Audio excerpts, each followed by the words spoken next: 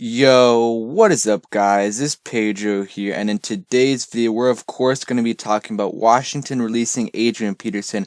I'm going to be talking about why I think they did that and why I think Antonio Gibson is going to be a problem this year for a bunch of teams. So if you guys are new, subscribe for Washington and NFL content. So let's get right into the video, and sorry for uploading this late, but my alarm did not go off today, so I woke up really late. So let's get started. So it was reported about 3 hours ago that Adrian Peterson had been released. So I'll read kind of what some people say and then talk about Antonio Gibson right here. So John Kime said, key in this, the staff loves versatility with the running backs. Others have more for them. Also, there's a belief that Love can get it back in a few months. Also has versatility. Still surprising. So that is good for Love that they think he can get back and he can contribute kind of week 6-ish. That's what I was thinking too.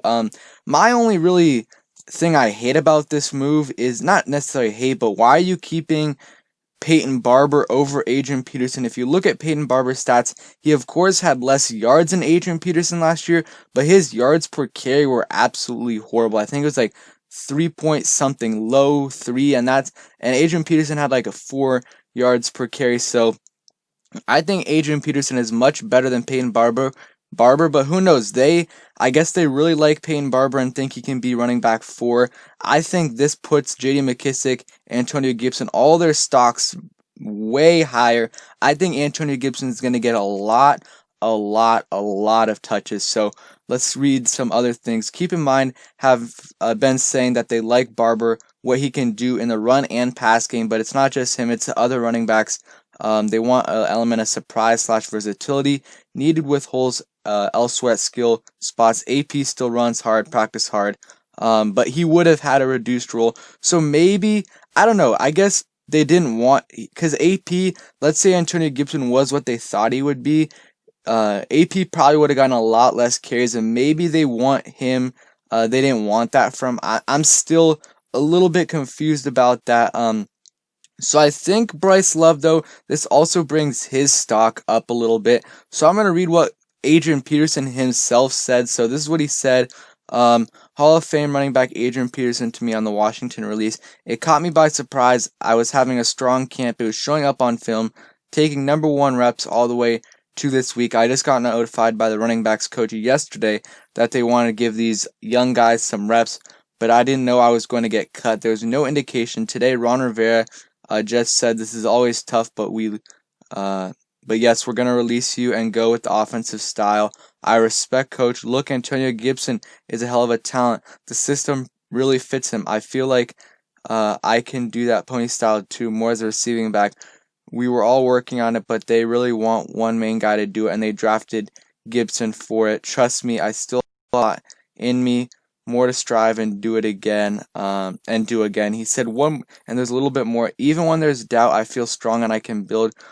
Season wears on. So it does suck for Adrian Peterson because this is going to be his 3rd year. He played pretty solid his first couple years for us, and it sucks. I really liked him. A great locker room guy too. So it sucks that he's gone.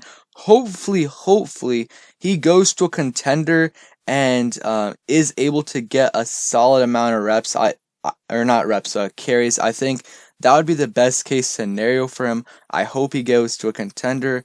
And yeah, that is it right there. We'll read what JP Finley said, and then I'll wrap it up with some comments of my own. So he said, Adrian Peterson said the cut blindsided him. Peterson has nothing but great things to say about Antonio Gibson. Peterson adds he's been getting reps with the ones, but saw the package of Gibson and McKissic. I knew it would be a limited role. So it could just be Ron Rivera. He wants to respect Adrian Peterson, and he doesn't want him to get very, very little reps. But still, that's a little surprising to him.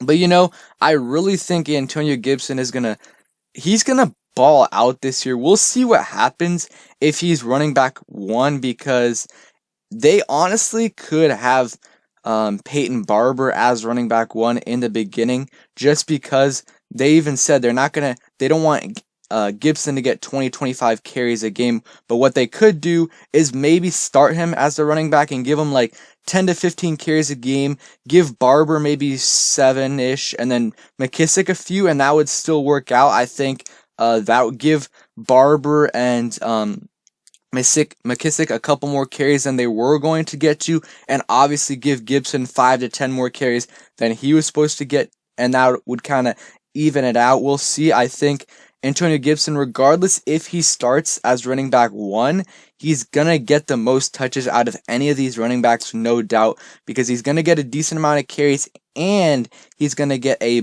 bunch of